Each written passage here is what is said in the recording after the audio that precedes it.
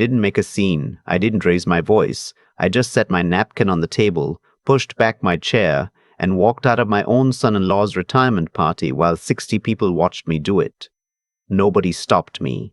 That was the moment I knew exactly where I stood. My name is not important. What matters is that I spent 41 years being the kind of man who showed up, who stayed, who fixed things quietly and never asked for credit.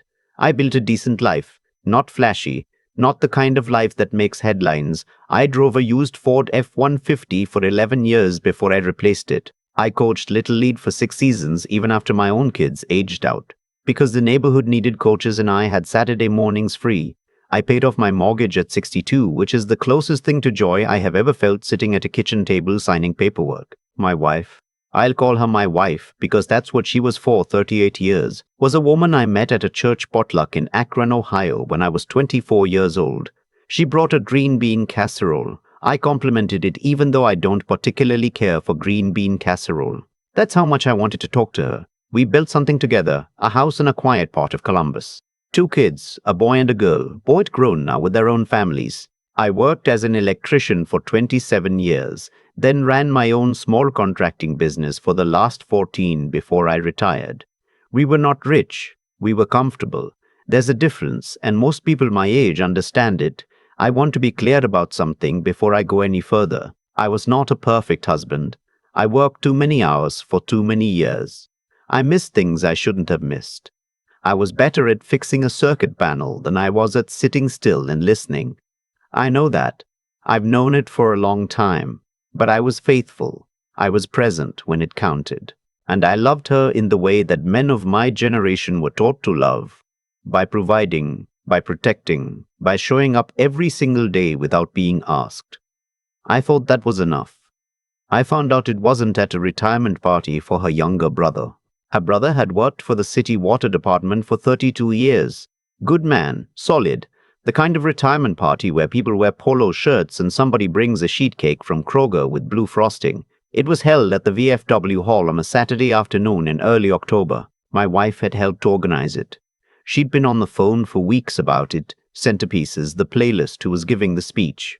I should have noticed she was on the phone more than usual. I noticed. I told myself it was the party planning. We arrived together.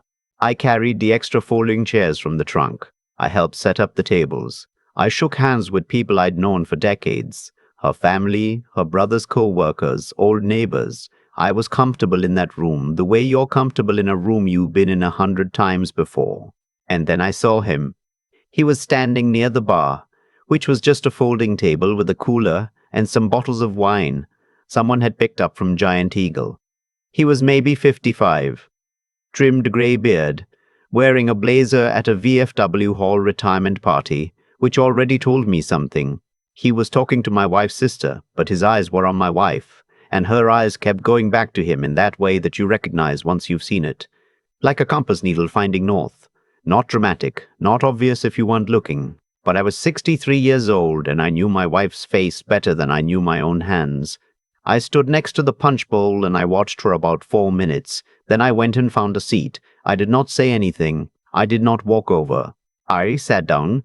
I accepted a plate of Swedish meatballs from my brother-in-law's neighbor, and I spent the next 2 hours being the man I had always been, pleasant, helpful, invisible in the way that good husbands at family events tend to be invisible. I refilled the paper napkin holder twice. I helped an elderly woman I didn't know find her coat. But my mind was somewhere else entirely. We drove home mostly quiet. She said her feet hurt from being on them all day. I said I understood. She fell asleep before 10. I sat in the kitchen with a cup of decaf and I thought about all the small things I had noticed over the past several months and chosen, deliberately, to explain away. The Thursday evenings, she came home later than usual from her book club, which I had never once been curious enough about to verify, was still actually meeting. The new habit of keeping her phone face down on the kitchen counter. The way she'd started sleeping on her side of the bed with her back turned, which I'd attributed to her hip bothering her. The single restaurant charge on the Visa statement I didn't recognize. A place called Meridian, which I looked up on my phone that night and found was a wine bar downtown. Not the kind of place you go alone. I am not a man who panics. I am an electrician. I troubleshoot. I trace the problem back to the source before I touch anything. I didn't hire a private investigator. That's not who I am, and honestly, at my age, with my retirement savings, spending thousands of dollars on surveillance felt like something out of a movie that had nothing to do with my actual life. What I did was simpler. I started paying attention the way I should have been paying attention months earlier. I checked our cell phone bill online. I pay it. I always have. Her number, my number, same account for 20 years. I looked at the call log. There was a number that appeared 8, 9, 10 times a week. Always between 7 and 9 in the evening, sometimes twice in a single afternoon. I did not call the number. I wrote it down on the notepad I keep by the phone charger. 3 days later, when she was at her sister's house for Sunday dinner and I had declined to come because I said my knee was acting up, I sat down at the kitchen table and I opened her laptop. She had never put a password on it because in 38 years, we had never felt the need for that between us. Her email was still logged in. I want to tell you that what I found surprised me. It didn't. Not really. By then, some part of me already knew, and the emails just gave that knowledge somewhere to land. They had been seeing each other since February. He was a man she'd met through a volunteer program at the hospital. She'd been donating time there on Wednesday mornings for 2 years, something I had always been proud of her for. He was recently divorced. They had been to Meridian and to a bed and breakfast in Granville, and to an afternoon concert at the Athenaeum that she told me was a girls' trip with her friend from church. The Granville trip was the one that sat with me. I'd suggested we go to Granville the previous spring for our anniversary. She said she wasn't feeling up to a trip. I closed the laptop. I made myself a sandwich. I sat at the kitchen table and ate it and looked out the window at the maple tree in the backyard that I planted the year our son was born. It's about 40 feet tall now. It was a good maple. I did not cry. I want to be honest about that. I thought I might, but I didn't. What I felt was something closer to a lockjaw finally opening. The relief of knowing, mixed with the weight of what knowing means. 63 years old, married since I was 25. This was my life, and it was changing, and I had not been consulted. I spent the next 3 weeks behaving exactly as I always had. I made coffee in the morning. I watched the news. I went to my Thursday morning breakfast with the guys I've been having breakfast with, the signs I've been having breakfast with since 2009. I did not tell any of them. I fixed a ceiling fan for our neighbor because she called and asked, and that's what I do. I made a quiet appointment with a family law attorney, a woman recommended by a man I'd worked with years ago who had been through his own divorce in his late 50s. She was straightforward, no drama, explained exactly what I was looking at in Ohio. At my age, with our assets, it would be a process. The house, the retirement accounts, 38 years of shared financial history. She told me to start keeping records. I started keeping records. I also made one other decision, and it was not a small one. My wife had been planning her brother's retirement party for weeks. She'd spent real energy on it, real time, and she had invited him, the man from the emails, the man from Granville, under the cover of it being her brother's guest, a friend of the family, someone connected through the volunteer program.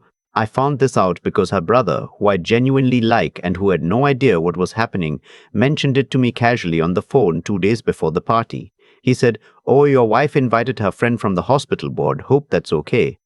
He was cheerful about it. He had no idea. I said that was fine. I decided to go to the party knowing full well what I was walking into, not to confront anyone, not to make a speech. I wanted to see it with my own eyes, and I wanted to make my own choice about what to do next in a way that was mine, on my own terms, on my own timeline. I had spent 38 years accommodating other people's timelines.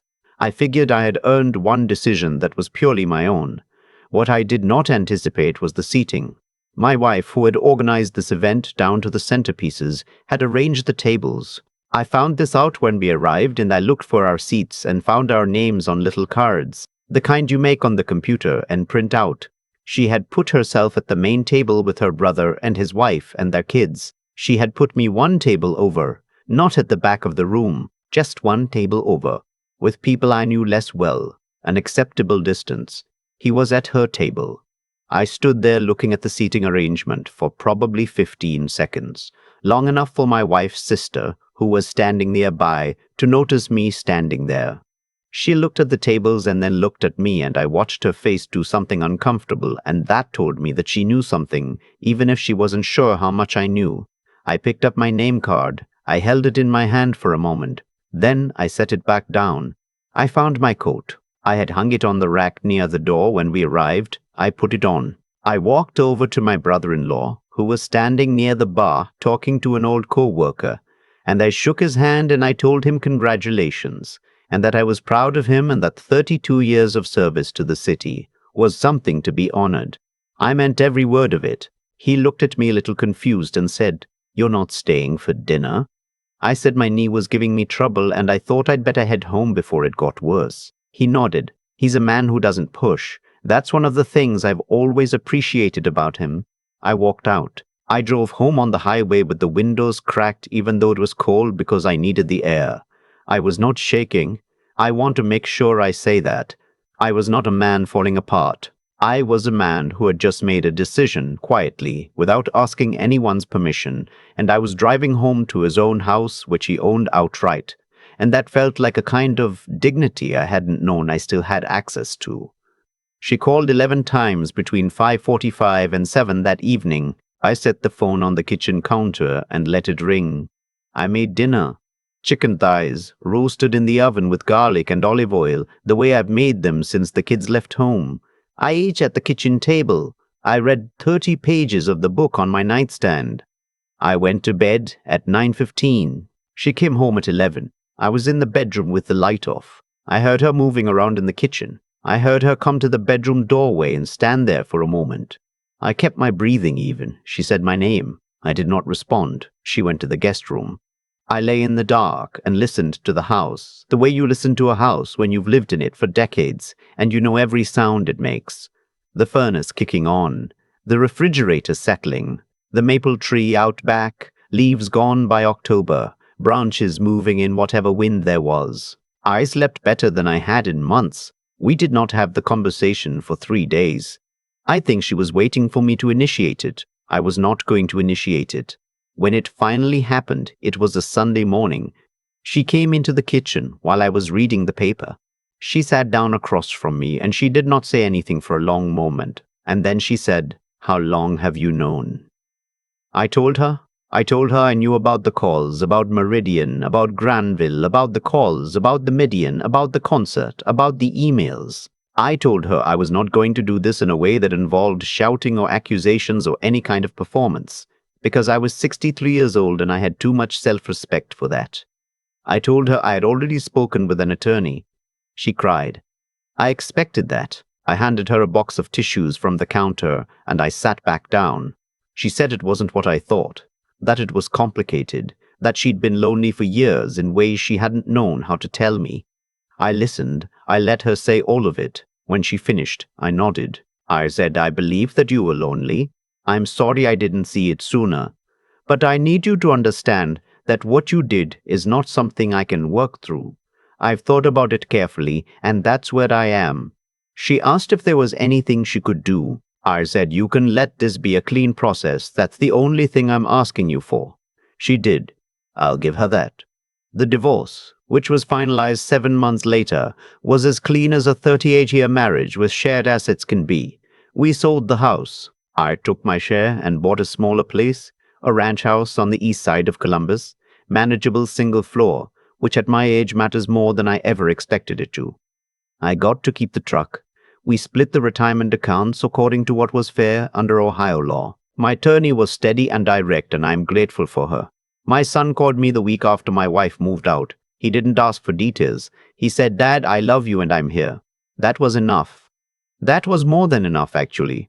I sat with that for a long time after we hung up. My daughter was harder. She didn't choose sides outright, but she needed time to process, and I gave her that. We had dinner in November, the two of us, at a diner she liked near her house. She held my hand across the table for a moment before we ordered. We didn't talk about any of it. We talked about her kids, my grandkids, whether I was eating enough.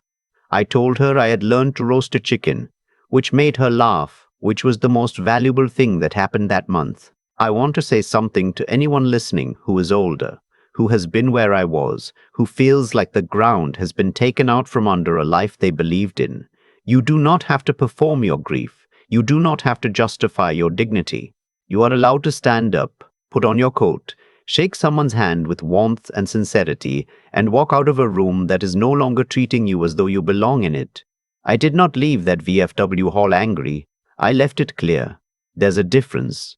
Anger is temporary. Clarity is something you can build on. I live alone now, which I will tell you is stranger than I expected, and not as bad as I feared.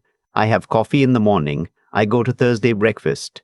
I fixed my neighbor's ceiling fan, and last month I helped her son replace a water heater, which kept me busy for a very satisfying Saturday. My grandkids come over some Sundays. I make chicken thighs and I let them watch whatever they want on television, and I sit in the chair I kept from the old house, and I think fairly often that a man can start over at 63 without starting from zero. The maple tree stayed with the house. New owners moved in 2 months ago. I drove by once. Not in any dramatic way, just the route took me past. They've put a bird feeder in the front yard. I hope they take care of the tree. It was a good tree. It deserved to stay standing. I've had a lot of time to sit with what happened. Not to replay it looking for a different ending, but to actually understand it, the whole shape of it, from the green bean casserole at a church potluck to a coat rack at a VFW hall 40 years later. Here's what I've come to believe, and I'm not borrowing this from anyone. I worked it out the old-fashioned way, sitting in a quiet house with too much time and not enough distraction. Every outcome in a life is connected to something that came before it. Not in some mystical sense. In the most practical cause and effect sense there is. I worked long hours for years and told myself I was doing it for us, for the family, for security, and I was. But I was also doing it because it was easier than sitting still, easier than asking the hard questions, easier than noticing that the woman across the kitchen table from me had gone somewhere I hadn't followed. That's not an excuse for what she did. It's just the honest accounting of how two people can share a roof for 38 years and still end up as strangers. The decisions I made, to pay attention when I finally did, to speak with an attorney before I said a word at home, to walk out of that party without a scene, none of those were about revenge. I want to be clear about that. I'm too old and too tired for revenge. And honestly, I don't think it delivers what people expect it to. What those decisions were about was self-respect. The quiet, stubborn kind. The kind that doesn't need an audience. I think about Ray a lot. He had no idea any of it was happening at his own party. He spent 32 years doing a job most people don't think twice about. Keeping the water running. Keeping the pipes sound. Showing up when something broke. Nobody threw him a parade for it. He got a sheet cake with blue frosting and a room full of people who genuinely liked him. That's a life. A real one. And I'm glad I shook his hand before I left, because that moment, that simple, honest handshake, felt more real than anything else that happened that afternoon. My daughter Claire held my hand across a diner table, and we talked about her kids and whether I was eating enough.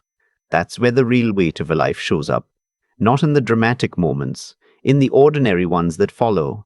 I think intelligence, real intelligence, the kind that actually serves you, is not about being the smartest person in the room. It's about being honest with yourself before things get to the point where honesty costs you everything. I was not honest with myself for too long. I saw things I didn't want to see, and I explained them away because the alternative required a courage I wasn't ready to use. That's a human failing, not a character flaw, and there's a difference. Character flaws are permanent. Human failings are things you can choose one morning at a time to correct. What I know now is this. A man who can put on his own coat, walk through a door, and drive home without his hands shaking has not lost. He has made a choice, and the ability to make a clean choice, in a moment that invites you to fall apart, is the closest thing to strength I've ever seen up close.